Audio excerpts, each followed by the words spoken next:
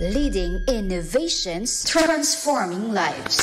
Batangas State University Vision, a premier national university that develops leaders in the global knowledge economy.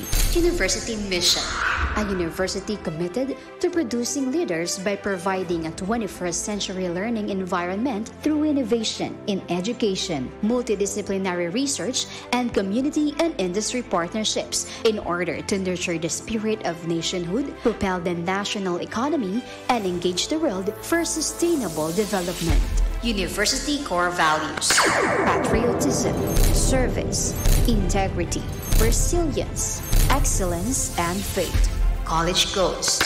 The College of Arts and Sciences aims to provide leadership in quality instruction, research, extension service, and professional training in the arts and sciences. It also aims to produce scientifically trained, economically stable, and environmentally conscious citizens. Moreover, it is also anchored on the philosophy of providing students with humanistic education, geared to enhance their commitment to personal growth and social transformation, thus making them professionals possessing love and faith in the Almighty God, their country, and fellow men.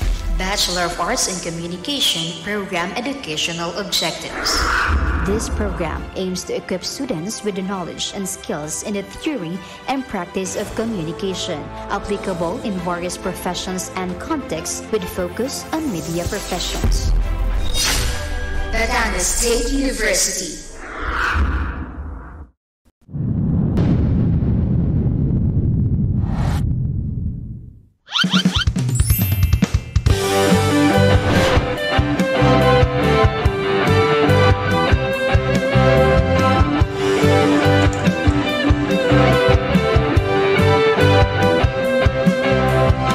Halika na, ika'y sumama, magbibigay kami ng pag-asa, tutulong sa masa, bawat oras ay nakaangkat.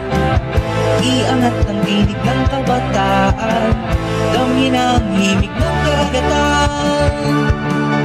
Sa 96.5, sa 96.5, sa 96.5, the boys and rhythm of the sea.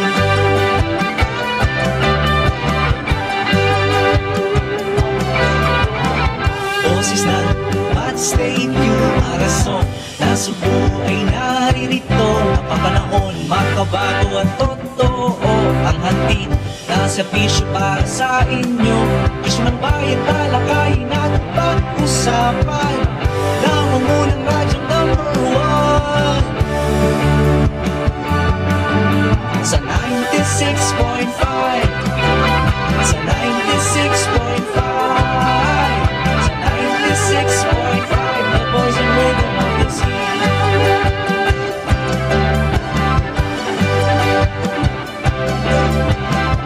Iangat ang tinig ng kabataan, damhin ang himig ng karagatan.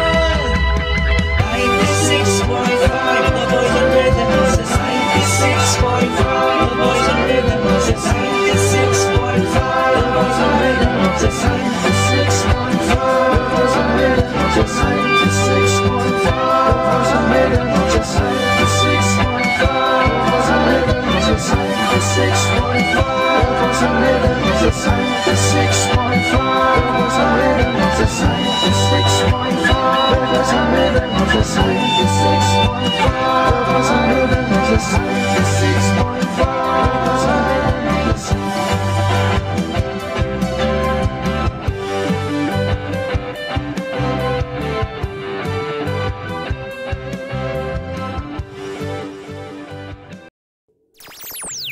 Maglalayag na!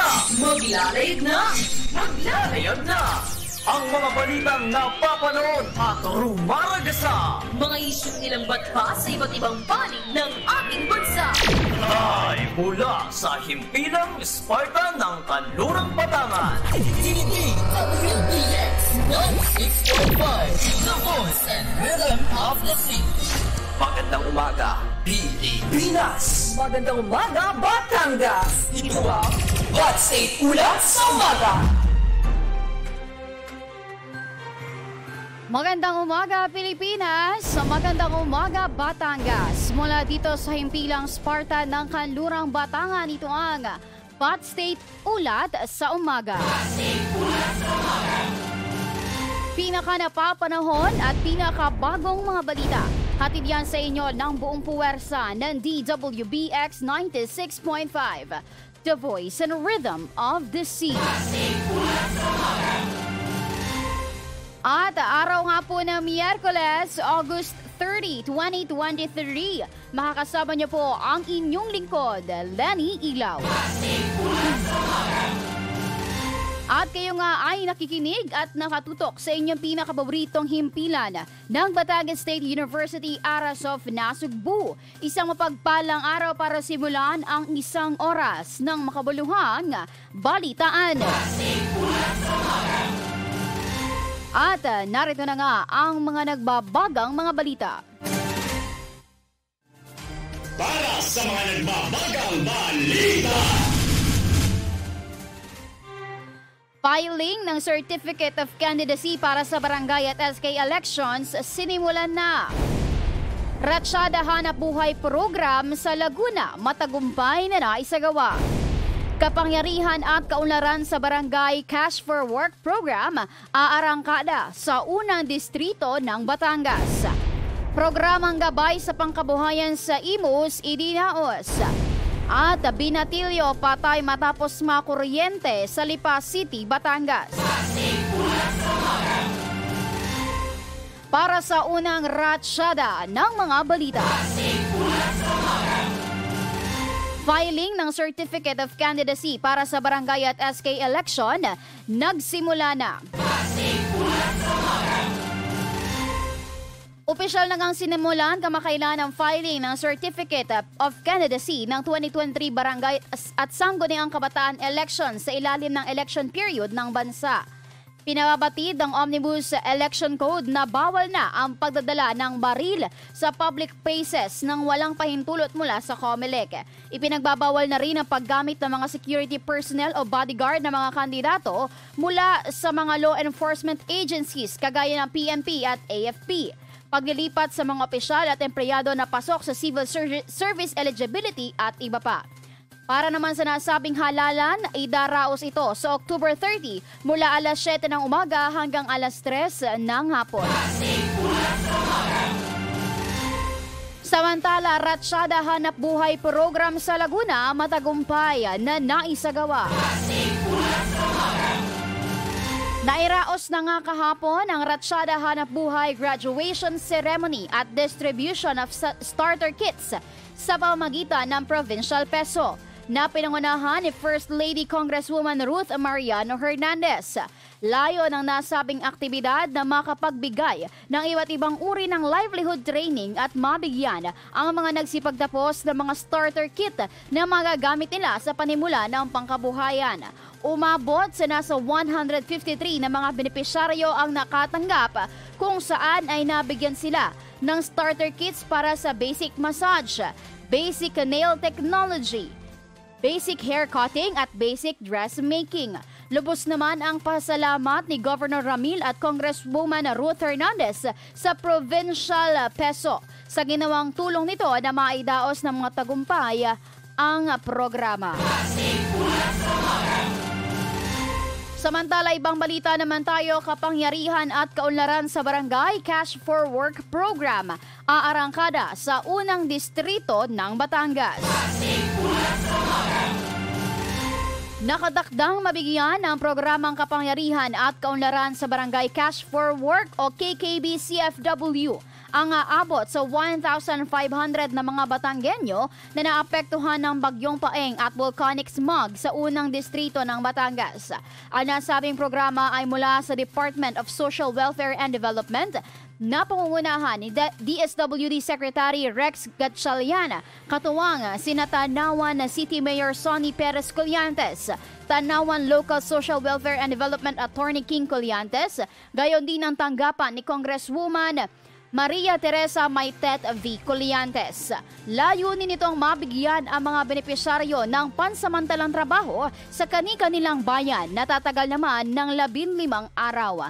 Lubos naman na naging pasasalamat ni Mayor Sonny sa buong pamunuan ng DSWD dahil sa pagbibigay inisyatibo sa mga programang makakatulong sa mga Batanggenyong nangangailangan.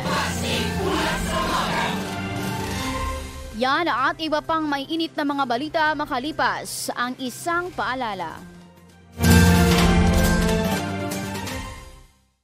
Ako'y may kahandaan, kaya't ako'y walang alinlangan.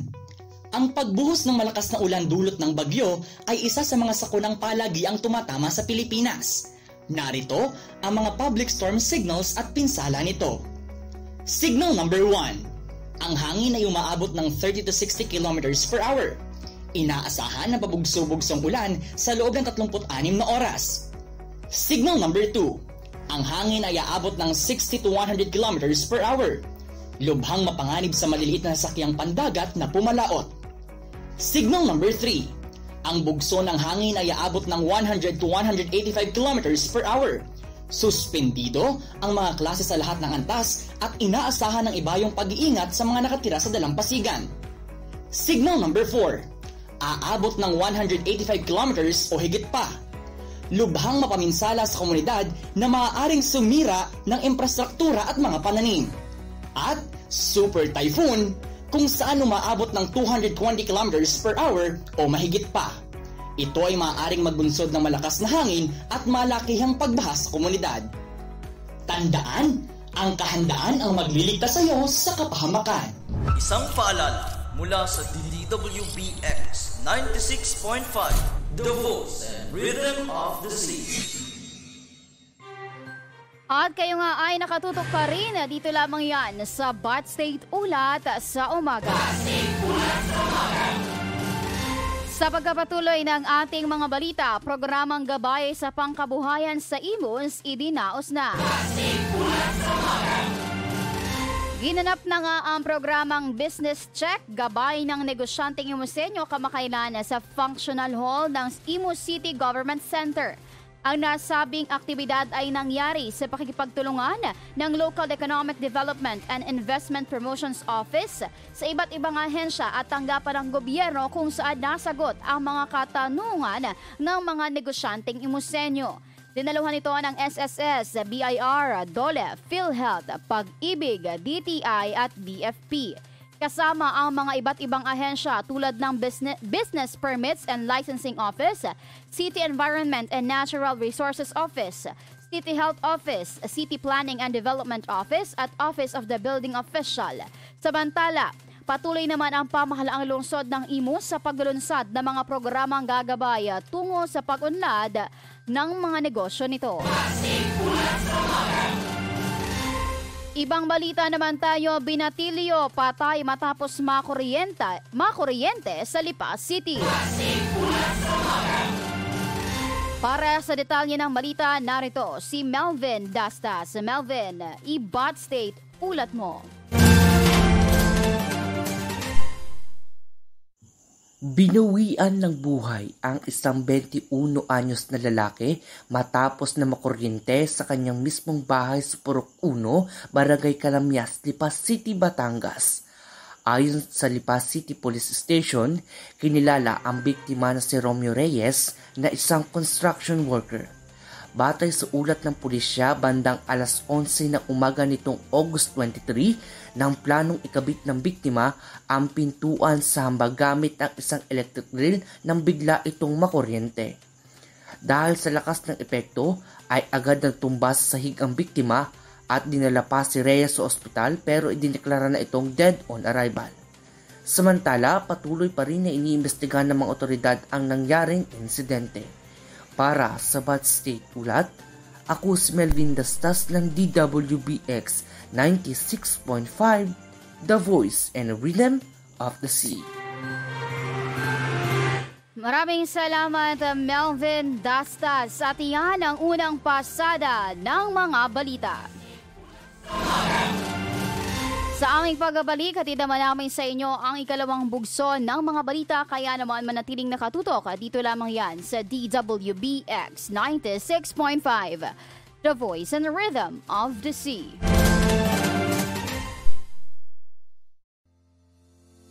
Ako'y may kahandaan, kaya't ako'y walang alinlangan. Narito ang ilang tagubilin sa oras ng lindol. Ang lindol ay isang sakuna na nagmumula sa pagyanig at pagbibitak-bitak ng lupa. Maraming pinsala at panganib ang maaaring gawin nito.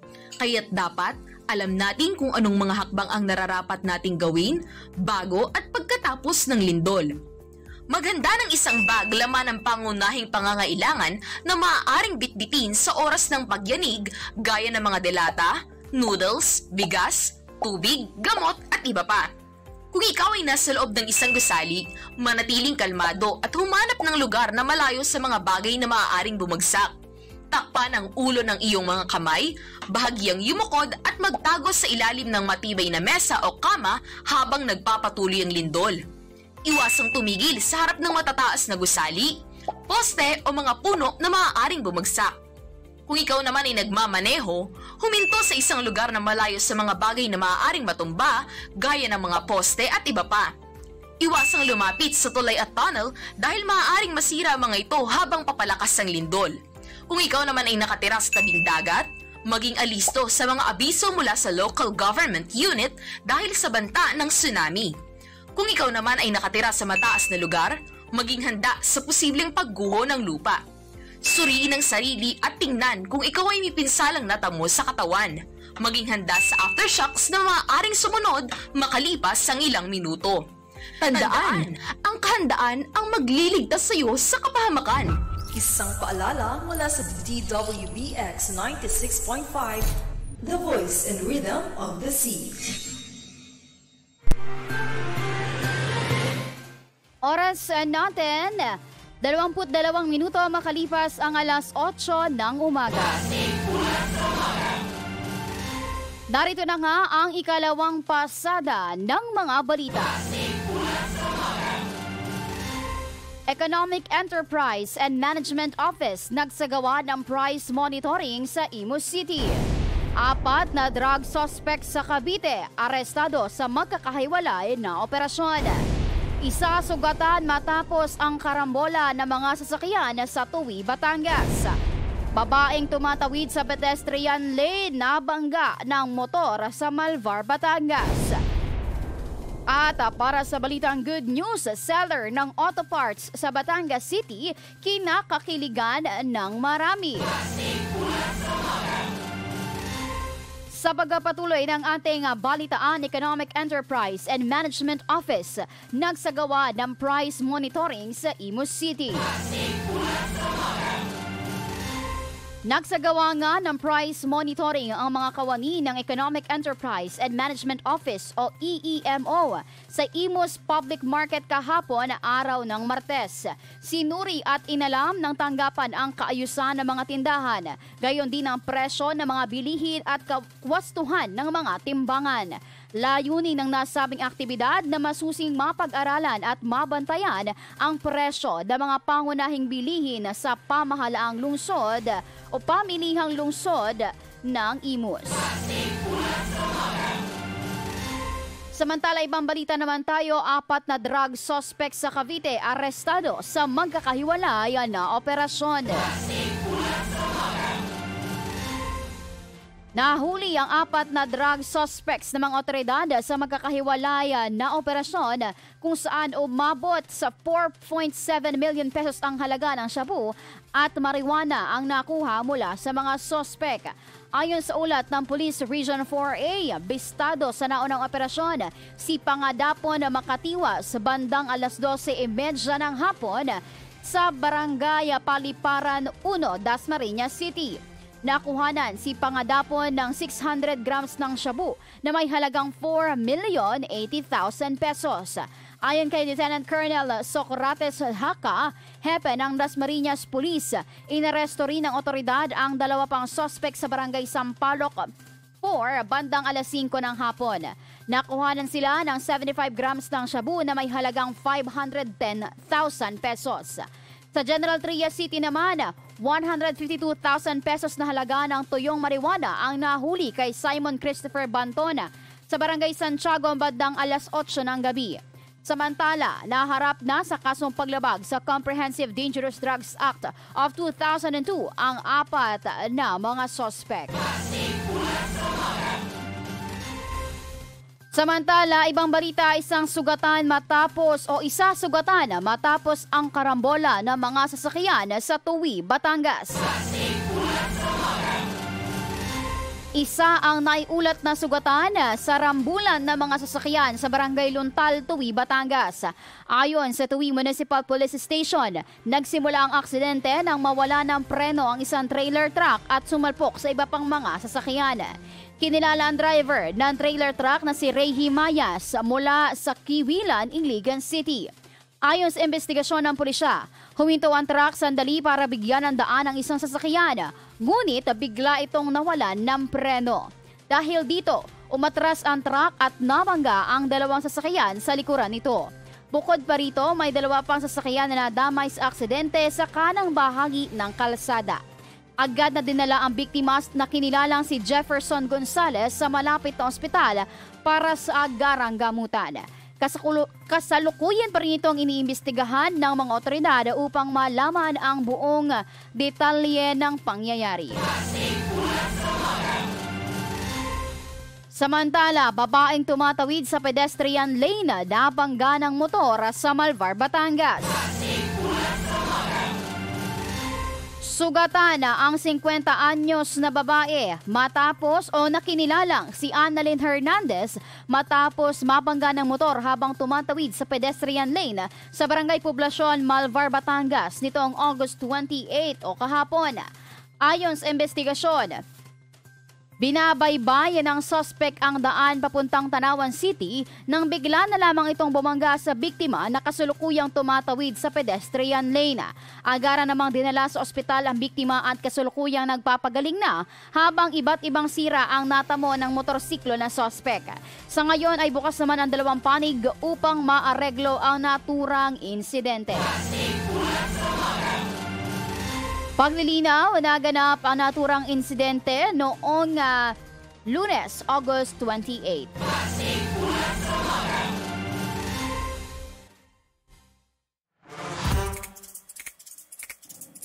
Good news updates dito sa Balitang Good Vibes.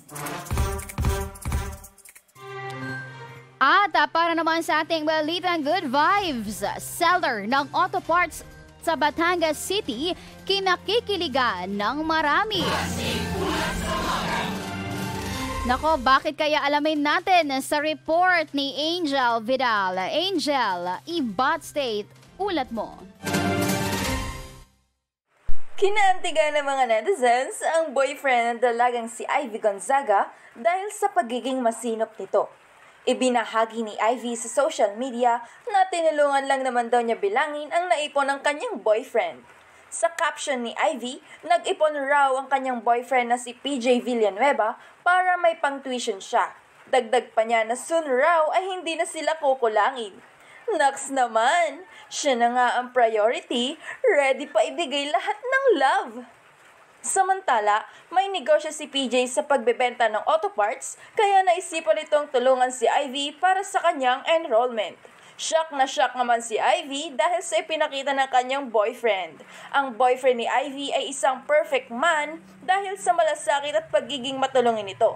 Talaga nga namang susuportahan at gagawin ng lahat para lang makamit ni partner ang pangarap.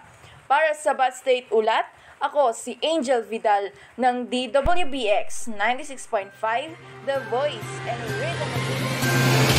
Maraming salamat, Angel Vidal. Samantala, narito naman ang ating ulat at panahon. Ngayong araw po ng Miyerkules, patuloy na binabantayan si Super Typhoon Goring kung saan huli itong namataan kaninang madaling araw malapit sa katubigan ng Sabtang, Batanes. Taglay nito ang lakas ng hangin na aabot sa 195 kilometers per hour at pagbugso na aabot sa 240 kilometers per hour. Nakataas na ang signal number 4 sa northern portion ng Babuyan Islands at southern portion of Batanes. Habang signal number 3 naman sa nalalabing bahagi ng Batanes at southwestern portion of Babuyan Islands. Nakataas naman ang signal number 2 sa nalalabing bahagi ng Babuyan Islands, northern portion of mainland Cagayan at northern portion ng Ilocos Norte. Signal number 1 naman sa northern and eastern portion of Isabela, nalalabing bahagi ng Ilocos Norte, nalalabing bahagi ng Cagayan, Apayao at northern portion of Abra, northern portion of Kalinga at extreme northern portion of Ilocos Sur. Samantala, makakaranas naman ng mga bugso ng malalakas na hangin at ulan dala ng hanging habagat sa mga lugar ng Aurora, Bataan, Bulacan, Metro Manila, Calabarzon, Mimaropa, Bicol Region at sa iba pang kanlurang bahagi ng bansa.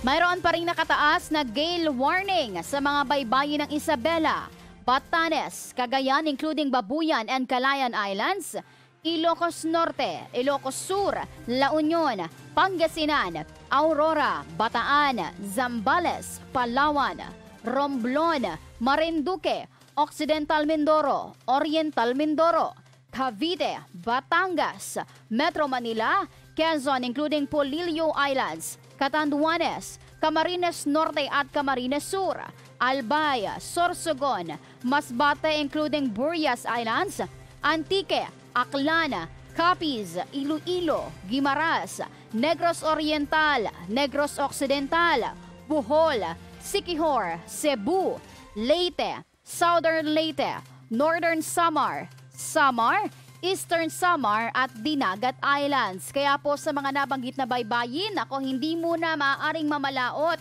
ang ating mga kababayang mangingisda. Ang araw ay sumikat kaninang 5:44 ng umaga at inaasahang lulubog mamayang 6:09 ng gabi. Para naman sa ating latest foreign exchange rate update para sa palitan ng piso kontra US dollars, 56.66, Canadian dollar 41.68, Singaporean dollar 41.80, Saudi Riyal 15.10, Euro 61.32, Chinese Yuan 7.77, at Japanese Yen 39 centavos. At yan ang mga balitang nakalap namin sa buong magdamag. Pinaka napapanahon at pinakabagong mga balita. Hatid yan sa inyo ng buong puwersa ng DWBX 96.5, The Voice and Rhythm of the Sea. At huwag pong kakalimutang mag-like, follow, mag-share at syempre mag-subscribe sa ating mga social media accounts, ating Facebook, YouTube at syempre sa ating TikTok account at DWBX 96.5. Ayan, shoutout muna sa lahat na nakatutok sa ating Facebook live stream kay Jessa, kay Jose, kay Marvin at kay Ramon Loyosa. At magkita-kita tayo muli bukas alas 8 ng umaga para sa mainit na balitaang hatid ng Bud State Ulat sa umaga. Nako ha, manatili kayo nakatutok dahil mamaya lamang susunod na ang Pusong Ko To Best of OPM Love Songs. Ako muli ang inyong naging kabalitaan, Lenny Ilaw. Manatiling nakatutok dito lamang yan sa DWBX 96.5, The Voice and Rhythm of the Sea.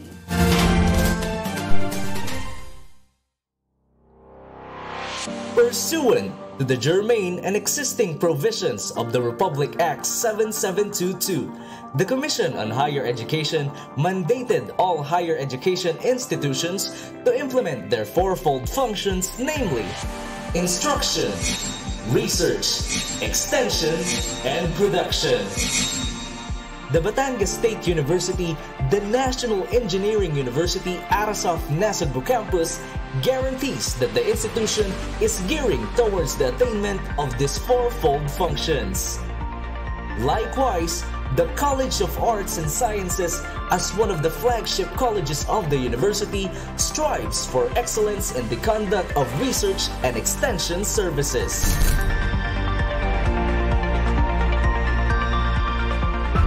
Research. The College of Arts and Sciences continuously conducts researches relevant to the research thrust of the university, focusing on the fields of communication arts, criminology, fisheries and aquatic sciences, food technology, psychology, humanities and social sciences.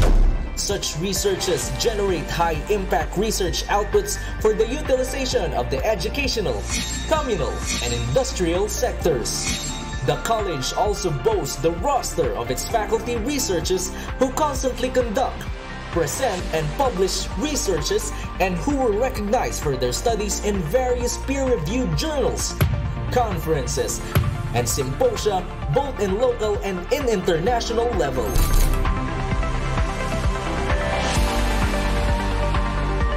Extension Services. The College of Arts and Sciences is also committed in transforming its social responsibility into reality. The college develops and implements sustainable extension programs for its clientele and diverse stakeholders. The college's extension programs aspire to create an environment that fosters active participation of the university, government, non-government organizations, and industrial establishments in developing the marginalized communities, thus meeting the needs and improving the quality of life at the grassroots level. Here at the College of Arts and Sciences, we practice excellence.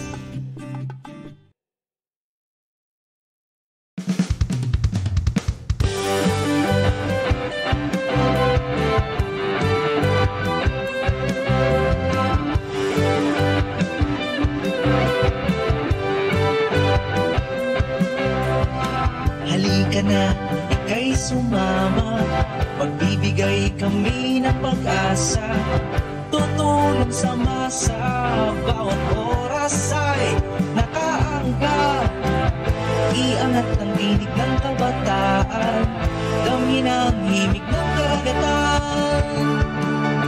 Sa 96.5, sa 96.5, sa 96.5, the voice and rhythm of the sea.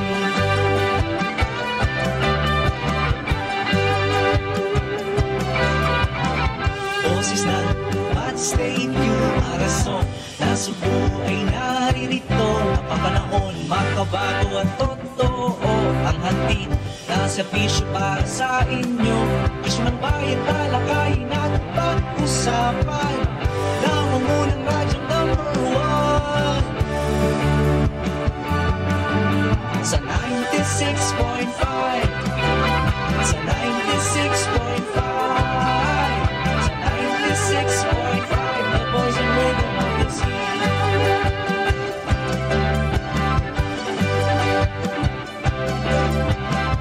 Iangat ang tinig ng kabataan, damhin ang himig ng karagatan.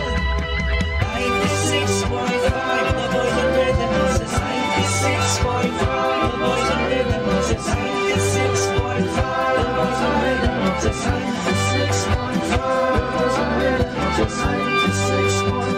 voice and rhythm of the sea. 96.5, the voice and rhythm of the sea. 96.5, the voice and rhythm of the sea. 96.5, the voice and rhythm of the sea. 96.5, the voice and rhythm.